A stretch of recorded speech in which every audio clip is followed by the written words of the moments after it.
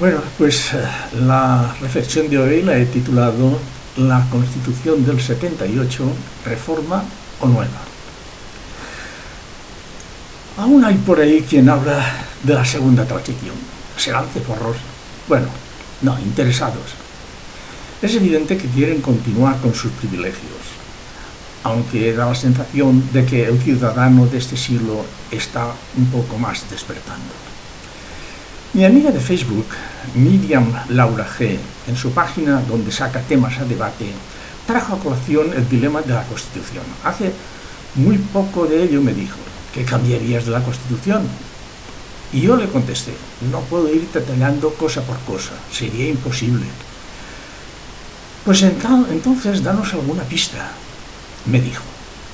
Reflexionando sobre ello, llegué a la conclusión de que en lugar de ir a cosas concretas, había que echar un vistazo a los países europeos del norte, que son los que más adelantados están en derechos y quienes mejor nivel de vida tienen, sin necesidad de expoliar a otros países y ni siquiera a su gente.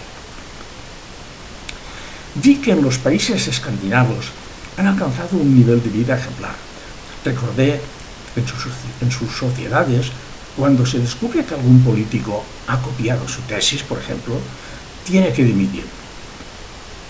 Son países muy solidarios y los que mejor relación tienen entre impuestos recaudados e inversión a los ciudadanos.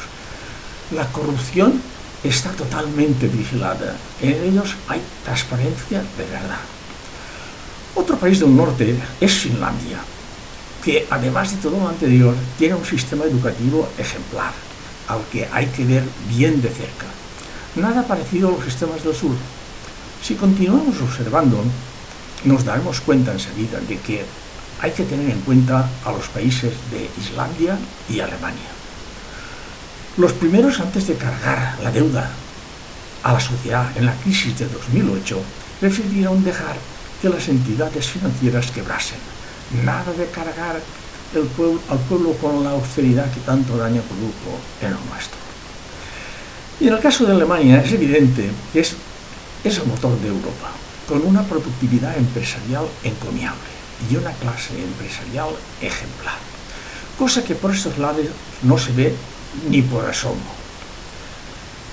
En este caso podemos ver que está constituido en una república federal que al parecer les funciona bien. Después tenemos a los países de Centro Europa, como Francia, Inglaterra, Suiza, que también tendrían alguna cosa que aportar a nuestra Constitución. En definitiva, nada que ver con los países del sur y el este de Europa, donde los ciudadanos son más inmaduros y las élites dominantes se aprovechan de ello.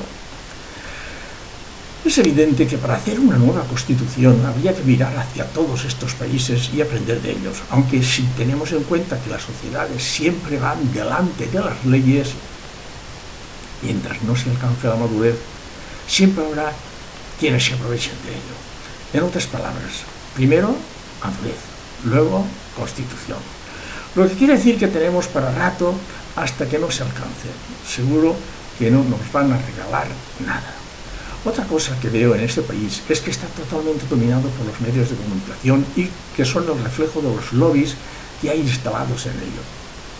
Y que como consecuencia la inmadurez del pueblo va siguiendo sus proclamas.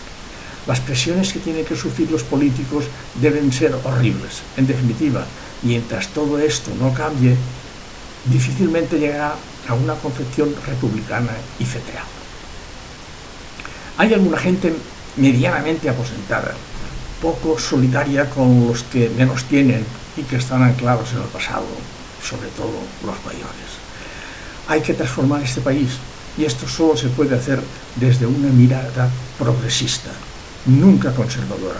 Aprovechemos el capital que nos ofrece ahora la Unión Europea para hacerlo. Yo, por mí, voto por un país republicano y federal, lejos de anacronismos.